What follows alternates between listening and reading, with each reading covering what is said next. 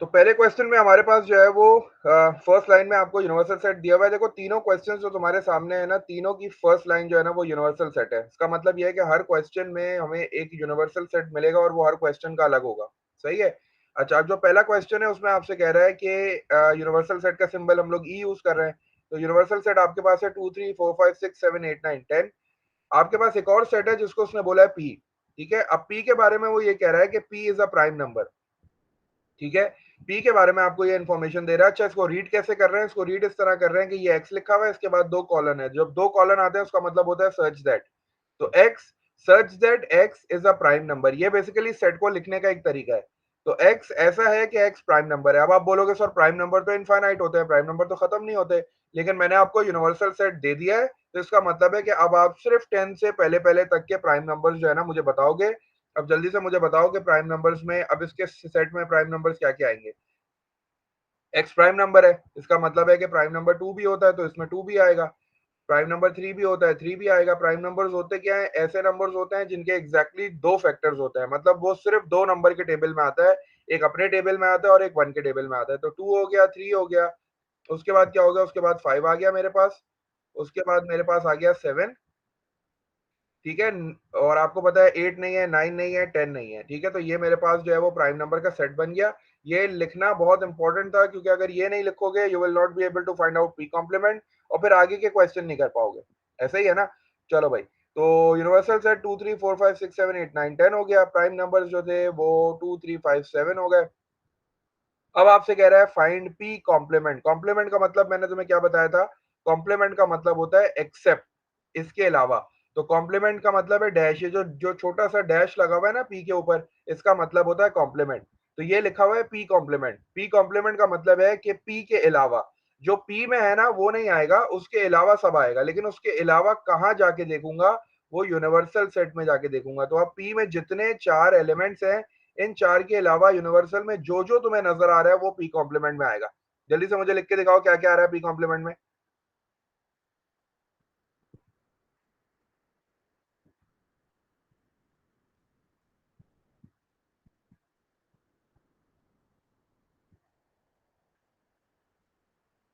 अगर आपके पास 2 3 5 7 आ चुका है तो इसका मतलब है कि अब आपके पास क्या आएगा? आपके पास फोर आएगा। ठीक है, थ्री आ चुका है तो फोर आएगा। और क्या आएगा? फोर आ गया आपके पास। सही है, फाइव नहीं आ सकता, फाइव पी का वो है पेम्बर, तो वो इसको नहीं आएगा। फोर आ गया, उसके बाद सिक्स आ गया, सेवन नहीं आ सकता, उसके बाद एट आएगा। ठीक है, और नाइन आ गया, और उसके बाद टेन आ गया। ऐसे ही है। तो ये आपके पास पी कॉम्प्लीमेंट के मेंबर्स हो गए। पी कॉम्प्लीमेंट का मतलब होता है एक्सेप्ट पी, पी के अलावा। ठीक है ना? तो ये हमारे पास जो है वो हमारा समझो फर्स्ट पार्ट हो गया। अब इधर आ जाओ जल्दी से। यहाँ उसने मुझे एक और सेट दिया हुआ है क्यू। क्यू के बारे में कह रहा है कि Q X such that X is greater than equals to five. ठीक है, ये जो सिंबल होता है, जिस साइड पे ये माउथ ओपन होता है वो साइड ग्रेटर होती है। ठीक है, तो अब मैं इसको यहाँ से पढ़ता हुआ जा रहा हूँ। तो ये लिखा हुआ है एक्स सच दैट एक्स इस तरह है कि एक्स जो है वो greater than equal to five है। ग्रेटर देन, क्योंकि माउथ ओपन था, तो greater than equal to five का मतलब है कि फाइव और फाइव से बड़ा है। अब फाइव से बड़े तो बहुत सारे नंबर होते हैं, लेकिन चूंकि उसने मुझे यूनिवर्सल दिया हुआ है, तो I just have to look at my universal set and how many members are there which are greater than five. तो फाइव चूंकि इंक्लूडेड है, तो सबसे पहले मैं लिखूंगा फाइव। अगर यहाँ इक्वल टू का साइन नहीं होता तो फिर मैं फाइव नहीं लिखता। अब इसने यहाँ इक्वल टू का साइन दिया हुआ था, तो I will write five, and after five six is there, तो I will write six as well. फिर सेवन हो गया, देन एट, नाइन और टेन हो गया। तो ये तो मैंने अपने क्यू सेट के मेंबर्स लिख लिए सारे। अब वो कह रहा है फाइंड क्यू कॉम्प्लीमेंट। कॉम्प्लीमेंट का मतलब वही हो गया एक्सेप्ट क्यू। एक्सेप्ट क्यू कहाँ जाके देखूं? यूनिवर्सल में देखना पड़ेगा। तो अब क्यू के अलावा मुझे कौन कौन से नंबर्स वहां नजर आ रहे हैं? तो पहले टू आ गया है, फिर थ्री आ गया, फिर उसके बाद फोर, एंड देन फाइव। क्योंकि six seven eight nine ten तो सारे के सारे यहाँ मौजूद हैं। तो ये जो है मेरे क्यू कॉम्प्लीमेंट का भी आंसर आ गया। अच्छा, फाइव लिखा है मैंने। फाइव नहीं लिखना चाहिए क्योंकि फाइव तो ऊपर आया हुआ है।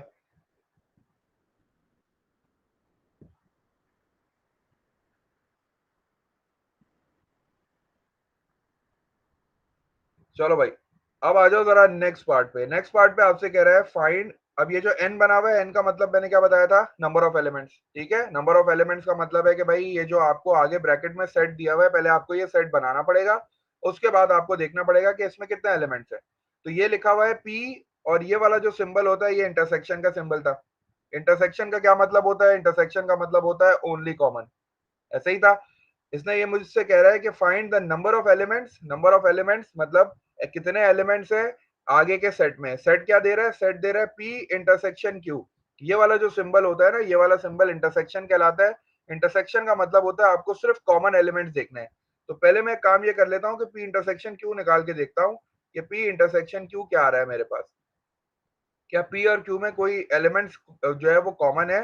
वो जो कॉमन एलिमेंट्स होंगे मैं सिर्फ वही लिखूंगा बस। तो अभी मेरे सामने p भी है, p ये रहा 2 3 5 7, और मेरे सामने q भी है 5 6 7 8 9 10। अब मैं देख रहा हूँ कॉमन क्या है।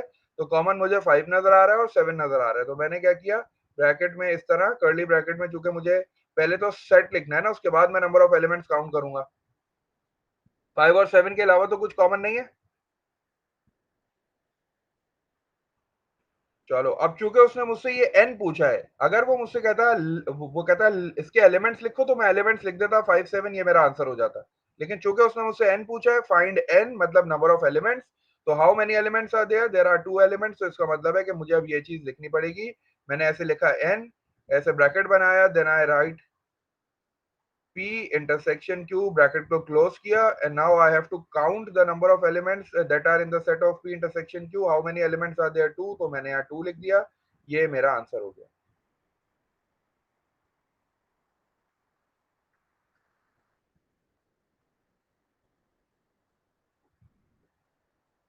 अगले पार्ट में कह रहा है list the elements of p union q complement. p union q complement अगले पार्ट में कह रहा है list elements of p union q complement. Elements के नाम लिखने हैं बस, मतलब एलिमेंट्स लिखने हैं, काउंट नहीं करना उनको, क्योंकि उसने यहाँ n नहीं लिखा। तो अब मेरे पास p भी है, मेरे पास q कॉम्प्लीमेंट भी है, दोनों का यूनियन कर लेते हैं जल्दी से। अब यूनियन करने के लिए तुम्हें याद है कि मर्ज करना है, रिपीट नहीं करना है। तो p मेरे पास क्या है, p मेरे पास है 2 3 5 7, और Q कॉम्प्लीमेंट है मेरे पास 2 3 4। तो इसका मतलब है कि 2 आ गया और 3 आ गया। यूनियन का मतलब है तुम्हें दोनों को मर्ज करना है, कोई रहना नहीं चाहिए। तो 2 आ गया, 3 आ गया, उसके बाद यहाँ 4 है तो 4 भी आ गया। 2 3 4 हो गया, उसके बाद वहां 5 नजर आ रहा है तो 5 भी आएगा, और वहां 7 नजर आ रहा है तो 7 भी आएगा। तो ये P यूनियन Q कॉम्प्लीमेंट हो गया। यूनियन का मतलब था P और Q कॉम्प्लीमेंट को मर्ज करो, ऐसे मर्ज करो कि कोई रहे ना और कोई रिपीट ना हो। अच्छा, अब इसमें पहले वाले में क्या कह रहा है, कह रहा है list the elements of A union C. तो ये यूनियन का सिंबल है, कोई कॉम्प्लीमेंट नहीं है। अच्छा, अच्छी प्रैक्टिस ये होती है कि देखो ना, तुम्हारे क्वेश्चन में कॉम्प्लीमेंट आ रहा है ना, तो पहले एक काम कर लो कि सबके कॉम्प्लीमेंट भी निकाल लो। ठीक है ना, तुम देख लो तुम्हें किस किस का कॉम्प्लीमेंट चाहिए। तुम्हें बी कॉम्प्लीमेंट सी कॉम्प्लीमेंट चाहिए, तो सवाल के शुरू में ही जो है ना वो तुम कॉम्प्लीमेंट्स निकाल लो, ताकि तुम्हारी थोड़ी सी वर्किंग आगे इजी हो जाए। सही है ना। तो अब मुझे ए कॉम्प्लीमेंट तो नहीं चाहिए, तो मैं ए कॉम्प्लीमेंट नहीं निकाल रहा हूँ। मैं जो है वो बाकी दोनों कॉम्प्लीमेंट्स निकाल लेता हूँ, ताकि वो मैं आगे यूज कर सकूँ। सही है ना। तो जल्दी जल्दी पहले यहीं से वर्किंग शुरू कर देते हैं। तो हमारे पास सेट्स जो थे वो लिस्टिंग में थे, मतलब एलिमेंट्स लिखे हुए थे, हमें लिखने की जरूरत नहीं है। तो अब मैं पहले बी कॉम्प्लीमेंट निकाल लेता हूँ। बी मेरे पास है 5। ठीक है, बी कॉम्प्लीमेंट होगा कि 5 के अलावा जितने भी है सब लिखने पड़ेंगे मुझे। तो मैंने देखा यूनिवर्सल में 1 2 3 4 5 है, तो मैंने लिख लिया 1 2 3 और 4 लिख लिया, ये बी कॉम्प्लीमेंट हो गए। सही है। अच्छा, उसके बाद अब मैं सी कॉम्प्लीमेंट भी निकाल लेता हूँ, चूंकि मुझे सी कॉम्प्लीमेंट भी चाहिए। तो सी कॉम्प्लीमेंट के लिए 3 और 4 जो है वो सी के एलिमेंट्स हैं। इसका मतलब है 3 और 4 के अलावा 1 और 2 और 5 हो गए। तो ये 1 2 5 मैंने यहाँ पे लिख लिए। चलो, अब जल्दी से फर्स्ट पार्ट स्टार्ट करते हैं, सेकंड पार्ट करते हैं। और अब मुझे वर्किंग की जरूरत ही नहीं पड़ेगी, मुझे सिर्फ आंसर लिखना है डायरेक्ट। तो ए यूनियन सी का मतलब है ए और सी को मुझे मर्ज करना है। तो ए और सी को जब मैं मर्ज करूंगा तो मेरे पास 1 आएगा, मेरे पास 2 आएगा, 3 आएगा और 4 आएगा। ठीक है ना, रिपीट नहीं कर सकता कोई, मैंने छोड़ा भी नहीं। 1 2 3 भी मौजूद है और 3 4 भी मौजूद है। तो ये इसका आंसर हो गया। ये जो आंसर स्पेस दिया हुआ है ना, यहाँ पे लाजमी तुम्हें आंसर लिखना है। ठीक है ना, आदत डालो कि यहाँ पे आंसर लिखा करो। 1 2 3 4 यहाँ पे आ गया। सही है। और उसके बाद वो मुझसे कह रहा है कि B complement intersection C complement, B complement और सी कॉम्प्लीमेंट मैं फाइंड कर चुका हूँ। अब इसमें इंटरसेक्शन का मतलब ये है कि I need to find the common, common find करना है। ठीक है, कॉमन मुझे जो है वो 1 नज़र आ रहा है, कॉमन मुझे 2 नज़र आ रहा है, तो मैंने जो है वो 1 और 2 लिख दिया। चूँकि इसने मुझे बोला था लिस्ट करो तो मैंने लिख दिए, लेकिन यहाँ भी लाज़मी इनके एलिमेंट्स इस तरह लिख दो 1, 2। अगला भी जल्दी से कर लो, फिर ये भी सॉल्व कर लेते हैं मिलके।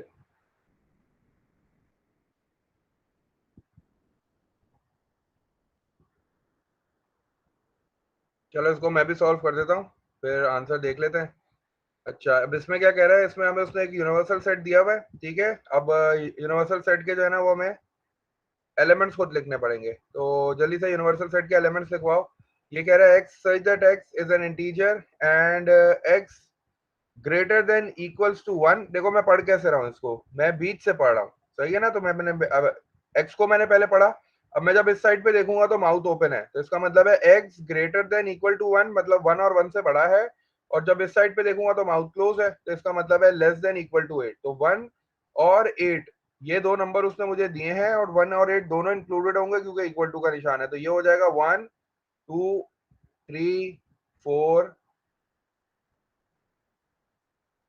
5 और 6, 7, 8। ठीक है, 1 भी आएगा और 8 भी आएगा क्योंकि दोनों इंक्लूडेड है।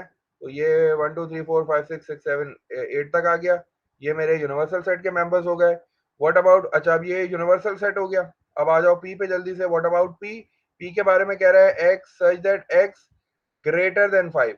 ठीक है, इक्वल टू का निशान नहीं है, कह रहा है एक्स ग्रेटर देन 5। इसका मतलब है कि 5 से बड़े नंबर्स चाहिए मुझे, और मैं यूनिवर्सल की हेल्प लूंगा क्योंकि ये इनफाइनाइट सेट है। तो मैं यूनिवर्सल के पास गया, मैंने देखा 5 से बड़े नंबर कौन से थे, तो वहां 5 से बड़े नंबर थे 6 था, 7 था और 8 था। ठीक है, तो ये हो गया 6, 7 और 8 हो गया। अब मैंने देखा कि यार क्या मुझे सवाल में पी कॉम्प्लीमेंट का काम है। हाँ, तो मुझे पी कॉम्प्लीमेंट का काम है, तो इसका मतलब है मैं पी कॉम्प्लीमेंट यही निकाल लेता हूँ, आसानी हो जाएगी मुझे। तो पी कॉम्प्लीमेंट क्या हो जाएगा, पी कॉम्प्लीमेंट का मतलब है पी के अलावा, ऐसे ही है। तो 6, 7, 8 तो आ गए, तो क्या बच गया, फिर बच गया 1, 2 बच गया, 3 बच गया, ठीक है, 4 आएगा और 5 आएगा क्योंकि 6, 7, 8 तो पी के मेंबर्स है। तो यही मैंने पी कॉम्प्लीमेंट भी निकाल लिया ताकि मेरी आगे वर्किंग जो है ना वो कम हो जाए। सही है। उसके बाद में आ गया क्यू पे। क्यू के बारे में क्या कह रहा है, क्यू के बारे में कह रहा है X such that X, X कैसा है, एक्स है less than equal to 3। Less than equal to 3 का मतलब क्या हो गया, 3 और 3 से छोटे नंबर।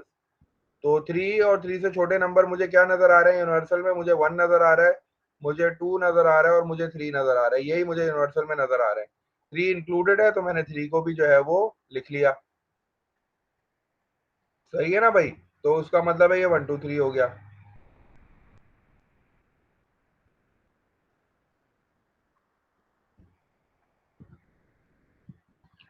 अब जल्दी से मुझे क्यू कॉम्प्लीमेंट लिखाओ।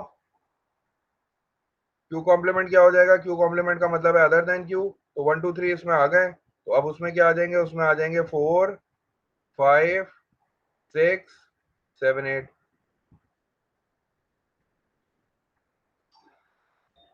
चलो मर्ज कर दो जल्दी से, क्या हो जाएगा, 1, 2, 3 हो जाएगा। पी के एलिमेंट्स कितने हैं, 6, 7, 8 है ना, तो 1, 2, 3, 6, 7, 8 हो जाएगा। ठीक है, और चूंकि उसने मुझसे पूछा है नंबर ऑफ एलिमेंट्स, और नंबर ऑफ एलिमेंट्स का मतलब है, इसको काउंट कर लेते हैं सिंपली। ये 1 हो गया, 2 हो गया, 3 हो गया, 4 हो गया, 5 हो गया, 6 हो गया। तो मैंने यहाँ डायरेक्टली जो है ना वो 6 लिख दिया। ठीक है ना।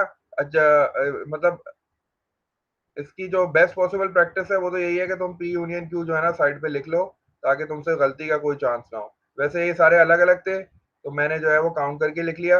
पी यूनियन क्यू अगर मैं निकालूंगा तो मेरे पास जो है वो 1 आएगा, 2 आएगा, 3 आएगा और 6, 7, 8 आएगा। ठीक है, 1, 2, 3 हो गया, 6 हो गया, 7 हो गया और 8 हो गया। तो ये जो है मेरे पास पी यूनियन क्यू हो गया। और चूंकि उसने मुझसे एन पूछा था, नंबर ऑफ एलिमेंट्स, तो नंबर ऑफ एलिमेंट्स एन नजर आ रहा है तुम्हें, तो नंबर ऑफ एलिमेंट्स का मतलब क्या हुआ कि मुझे जो है वो काउंट करने चाहिए, तो मैंने काउंट करके लिख दिया।